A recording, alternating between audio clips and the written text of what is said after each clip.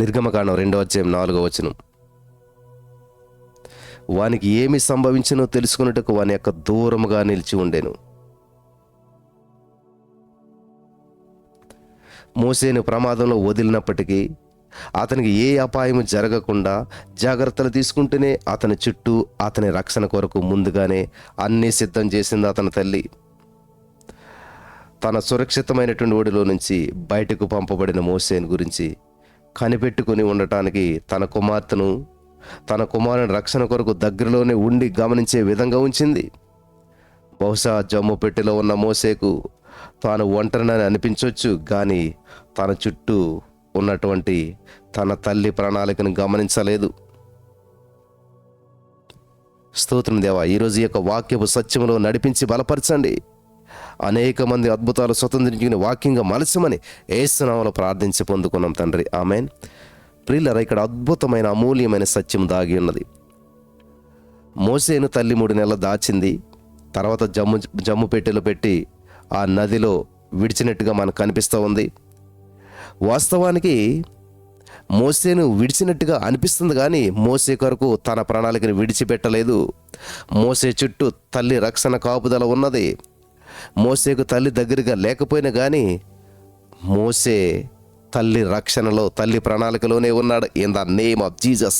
ఈరోజు నీ వాక్యం అంటే నా ప్రియమైనటువంటి సహోదరి స్నేహితులారా, శ్రమలకు దగ్గరగా దేవునికి దూరంగా అనిపిస్తుందేమో, నీకు శ్రమల లోయలు ఇరుక్కుపోయినట్టు అనిపిస్తుందేమో, అంధకార పరిస్థితులు అలముకున్నట్టు నేను అనిపిస్తుందేమో, అంత చీకటి, అంత అంధకారం, అంత అయోమయం, ఒంటరితనంగా నీకు అనిపిస్తుందేమో. నువ్వు దేవుని ప్రణాళికకు మాత్రం దూరంగా లేవు. దేవుని ప్రణాళిక నీ చుట్టూ కమ్మి ఉన్నది, కానీ నీ చుట్టూ ఎవరు లేరేమో. దేవుని ప్రణాళికలో మాత్రం నువ్వు ఉన్నావు. ఈ సత్యాన్ని నువ్వు గ్రహించాలని ప్రభు పేరట మనం చేస్తూ ఉన్నాను. హల్లెలూయా. గమనించాలి, మోసేకు ఒంటరితనం కనిపించుండొచ్చు, ఎవరో లేనట్టుగా కనిపించుండొచ్చు, కానీ తన చుట్టూ ఉన్న తల్లి ప్రణాళికను గమనించలేదు. ఎన్నోసార్లు నీ జీవితంలో ఒంటరితనాన్ని అనుభవించావు కదా, ప్రజెంట్ ఒంటరితనంలో ఉన్నావు కదా. ఎన్నో వివాహ సంబంధాలు వచ్చినా సెట్ కాకుండా, ఎన్నో ఉద్యోగ ప్రయత్నాలు చేసినా ఉద్యోగం రాకుండా, ఎన్నో ఇంటర్వ్యూలు ఇచ్చినా సెలెక్ట్ అవ్వకుండా, ఎన్నోసార్లు మరి కన్సీవ్ అయినా అది మిస్క్యారింగ్ అవుతూ, ఎన్నో శ్రమలు ఎదుర్కొంటూ, ఎన్నోసార్లు అప్పులు తీర్చాలని చెప్పి ఎన్నో డబ్బులు తీసుకొని వచ్చి ఎన్నోసార్లు ఇచ్చినా కేవలం వడ్డీలకు మాత్రమే సరిపోతూ, అసలు తీర్చలేని పరిస్థితులు, ఆందోళనకరమైనటువంటి పరిస్థితులు ఉంటూ ఒంటరితనం అనుభవిస్తున్నారు కదా. అందరూ ఉన్నా ఎందుకో ఒంటరిగా కన్నీరు విడిచిన నీ స్థితిని ప్రభు చూశాడు.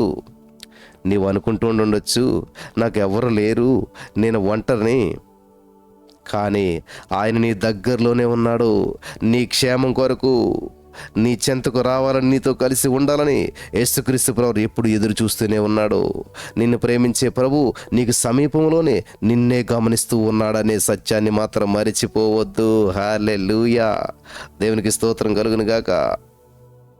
నువ్వు కేవలం ప్రమాదంలో ఉన్నప్పుడు మాత్రమే కాదు, నువ్వు పాపం చేయాలని చెప్పి పరుగులు తీస్తున్నప్పుడు, లేదా నీ చుట్టూ అంతా పాపమే ఉన్నప్పుడు కూడా యేసయ్య నీ రక్షణ కోసమే నీకు సమీపంలోనే నిలిచి ఉండి ఎదురు చూస్తూ ఉన్నాడు.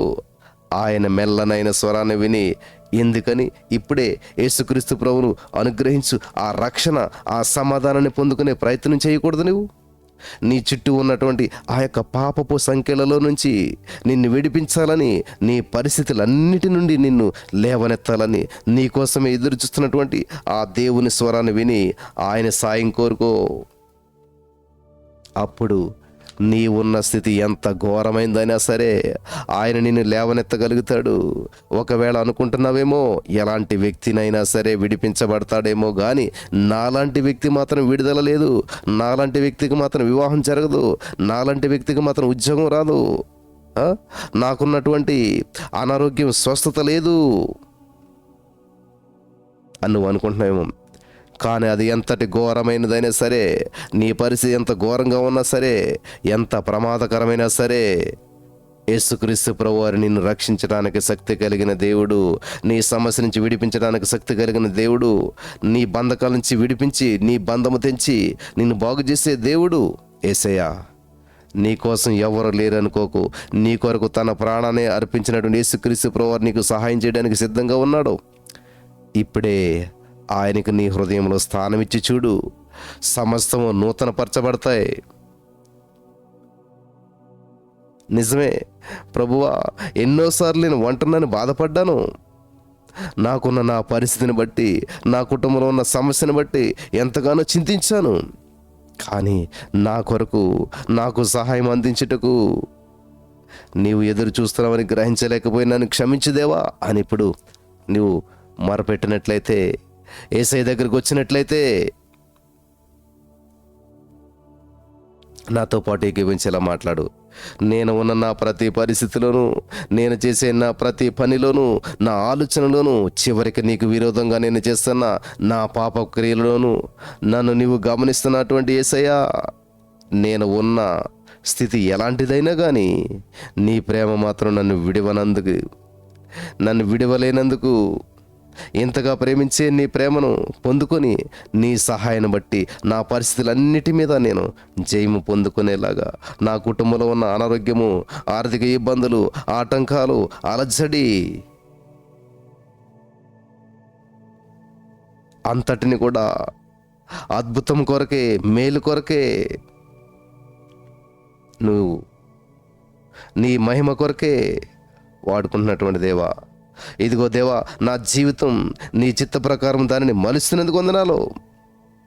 నన్ను నీకు ఎన్నడూ ఏది దూరం చేయకుండానట్లు ఇది మొదలుకొని నిరంతరం నాతోనే ఉండవయ్యా, నాలోనే ఉండవయ్యా. Thank you Jesus. నాతో ఉన్నందుకు వందనాలు, నాలో ఉన్నందుకు వందనాలు, నన్ను నడిపిస్తున్నందుకు వందనాలు, నాకు విజయం ఇస్తున్నందుకు వందనాలు. 91 కీర్తన 15వ వచనం ప్రకారం శ్రమలో నాకు తోడుగా ఉండి నన్ను విడిపించి నన్ను గొప్ప చేసి నన్ను ఉన్నతమైన స్థితిలో ఉంచినందుకు నీకు వందనం చెల్లిస్తూ నజరేయుడైన యేసుక్రీస్తు నామములో ప్రార్థించి నమ్మి పొందుకొని ఉన్నామా పరమ తండ్రి. ఆమేన్.